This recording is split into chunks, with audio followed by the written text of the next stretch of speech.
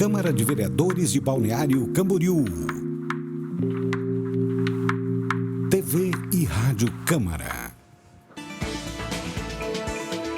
Programa Fala Vereador.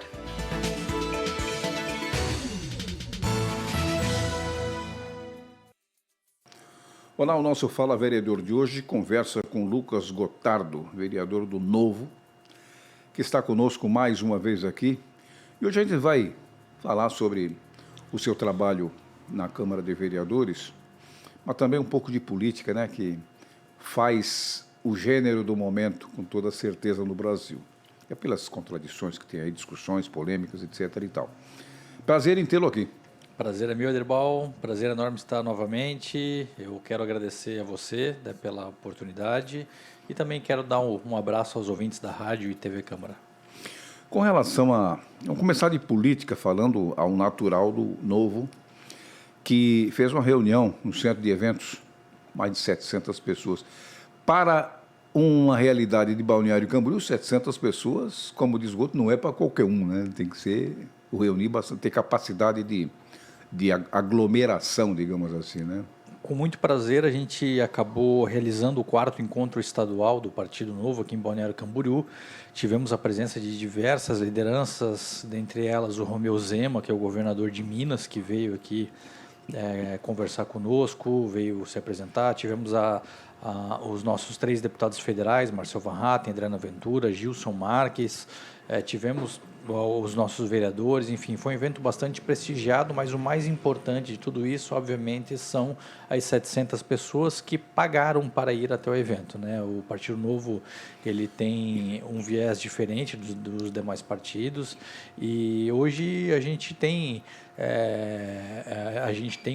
uma gama de filiados e simpatizantes do partido que fazem questão de contribuir mensalmente e também em pagar nesses eventos. Então é algo muito legal, algo muito bonito e eu fico muito orgulhoso de estar fazendo parte desse time, dessa equipe. Até o Novo adotou um critério diferenciado dos outros partidos, ele não usa fundo partidário, né?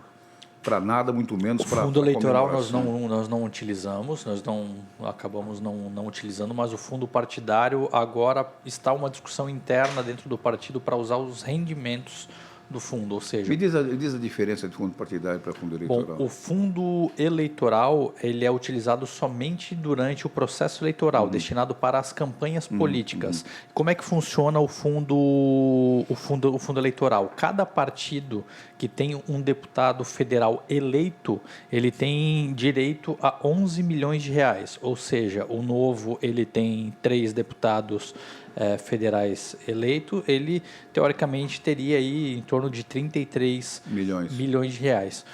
Mas eu não sei se na cláusula de barreira esse valor está disponível. Acredito, né, não tenho precisão dessa informação, mas acredito que para ter direito e acesso ao fundo precisa ter pelo menos, acho que 5 estados, né? 5 deputados federais em 3 estados diferentes para ter acesso ao fundo eleitoral, que é isso. Então, aí você pensa, poxa, um MDB da vida, um PT da vida, que eles têm lá 50, 60, até o próprio PL, né, tem 60 deputados, faz isso vezes 11 milhões, dá rende bastante, né? Dinheiro por eleição, né? E o fundo partidário ele é utilizado para se manter os custos do partido, fazer seminários, encontros, eventos. Que seria o caso, né? Exato, seria o caso desse evento que mesmo assim não usa? Não, para essa situação acabamos não usando, até porque está em discussão dentro do partido para a utilização dos rendimentos, porque esse dinheiro ele pinga na conta e a Justiça Eleitoral ele te obriga a usar. Tanto que o Partido Novo ele tentou devolver o dinheiro do fundo partidário e a Justiça determinou de que nós não poderíamos devolver e éramos obrigados a usar. E se nós não usássemos, adivinha qual era a penalidade imposta pela Justiça Eleitoral? Perde? Não, muito pelo contrário. Se perdesse, a gente não usava. A gente era obrigado a usar, senão nós teríamos que... A gente, ao invés de ganhar um valor X, a gente ganharia o dobro desse X, eles iam obrigar a gente a usar o dobro. Tu acredita nisso? Mas eu não entendo, isso é extremamente contraditório. Não, né? totalmente contraditório, não faz. Mas você pode gastar em qualquer coisa? Não, obviamente tem os requisitos, mas é para encontros partidários, para eventos, para pagar salários de dirigentes Mas partidários. tem um critério na hora de você prestar conta, tem um critério mínimo, máximo. Mas, enfim, sabe como é que funciona, né, essas questões de política, né? A gente teve vários ex-políticos, inclusive ex-presidentes da República aí, que acabaram sendo bancados pelos próprios partidos, inclusive até o próprio Lula, enfim, outras lideranças partidárias aí foram bancadas por esse... Você falou nas presenças aí, uma delas, a principal delas, é o Romeu Zema, que é governador de Minas Gerais, e que é o nome que está despontando aí, não só por iniciativa do próprio partido, mas a imprensa cogita o nome dele, menciona o nome dele, em qualquer eventualidade, mesmo com a candidatura de Bolsonaro ou de qualquer outro candidato, ele é um nome que está disponível. Romeu Zema, ele não toca no assunto, né?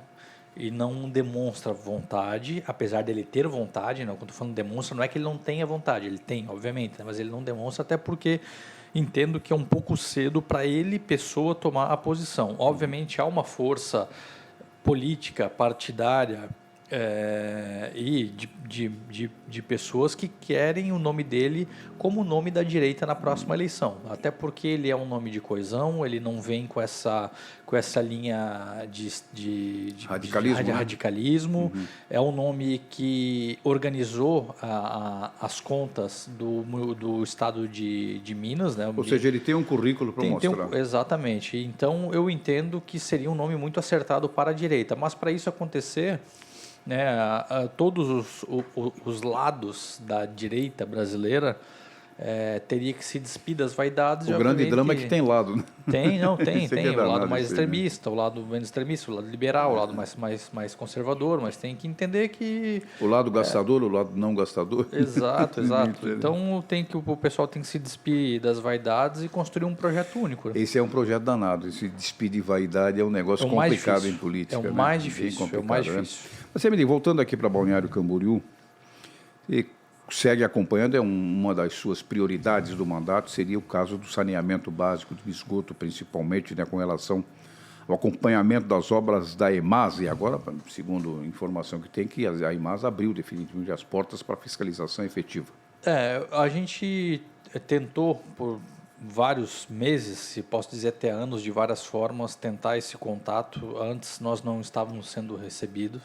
Eu já estava desde 2020, 21, 22, falando e questionando sobre essa situação da nossa vulnerabilidade.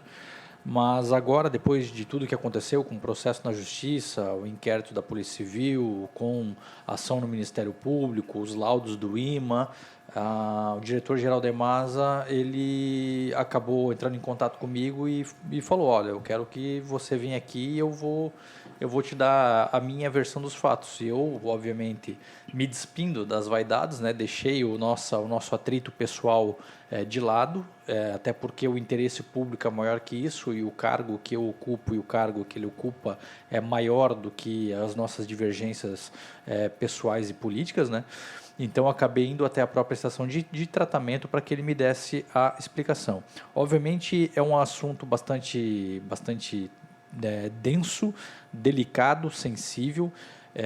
Falei para ele que tomei nota ali de tudo que ele foi me falando, mas não vou conseguir concluir tudo que eu quero em apenas uma visita, e solicitei a ele que ao menos me colocasse a equipe dele à disposição para que eu conseguisse dar continuidade nessa ação de fiscalização, porque isso aí a maior dor que a cidade de Balneário Camboriú tem hoje, o tratamento de esgoto, o Rio Camboriú, o Canal do Marambaia, a vulnerabilidade da nossa cidade. E é o meu plano A, fazer o máximo que eu puder, dar o meu melhor para que a gente consiga ao menos dar um encaminhamento nesta situação.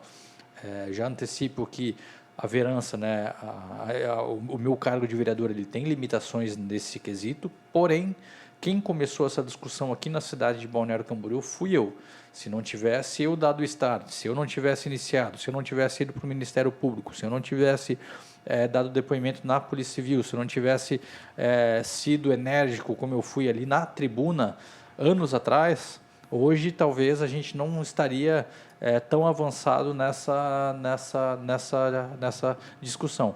Então, repito aqui, fui lá na EMASA com o presidente da EMASA, as minhas críticas referentes à gestão, elas permanecem, e eu não posso deixar com que a minha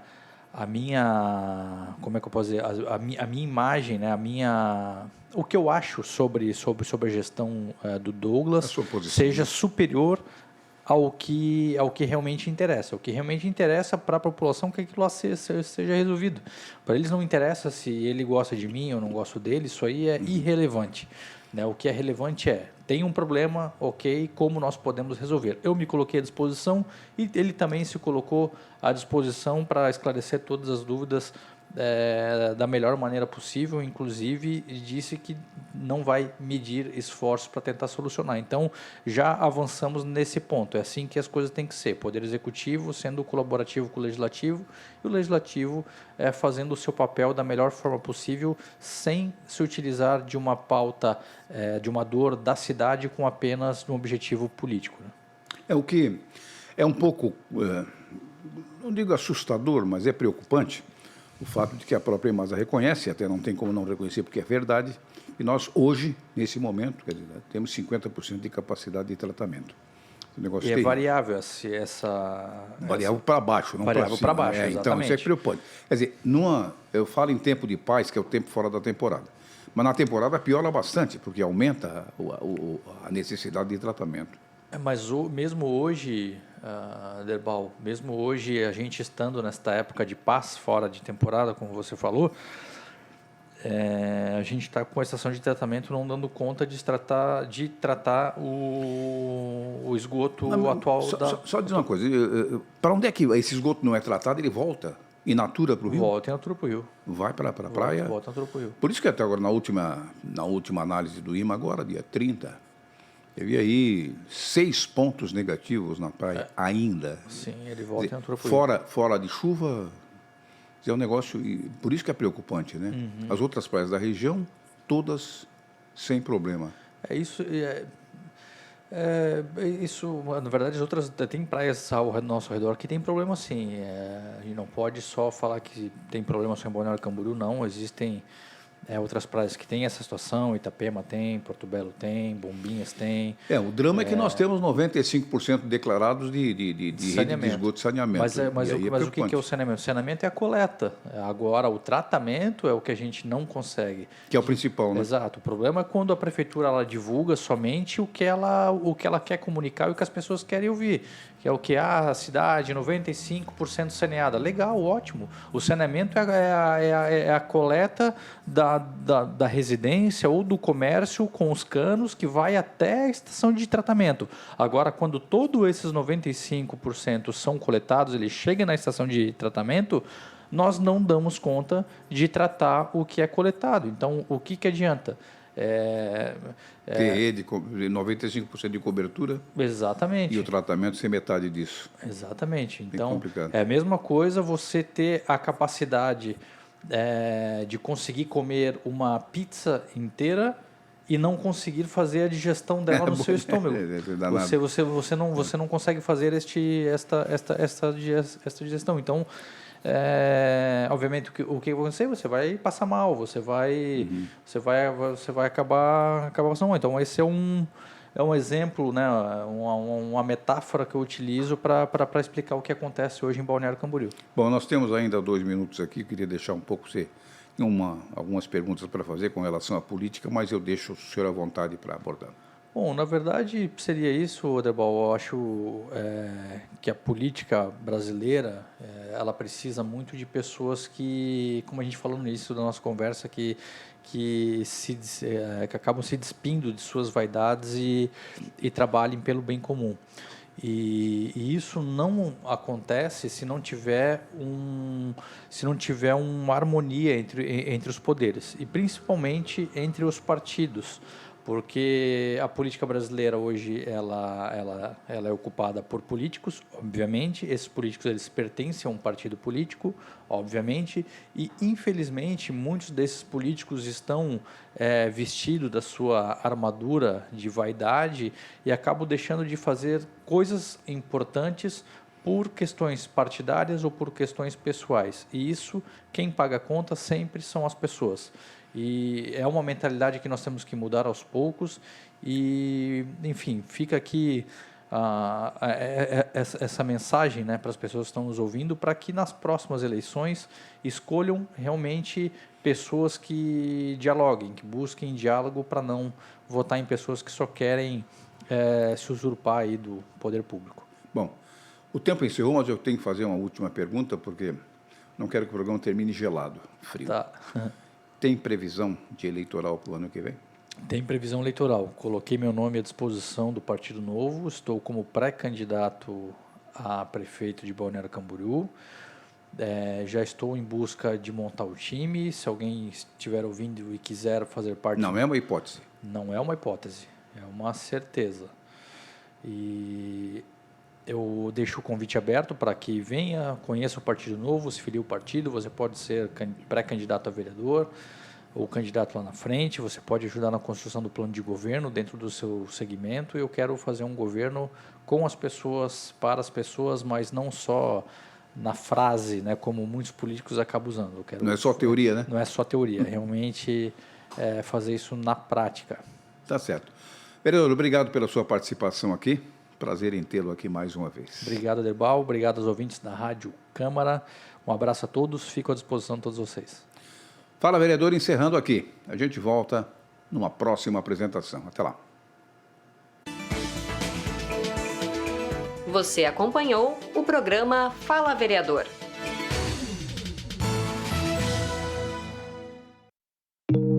Câmara de Vereadores de Balneário Camboriú. TV e Rádio Câmara.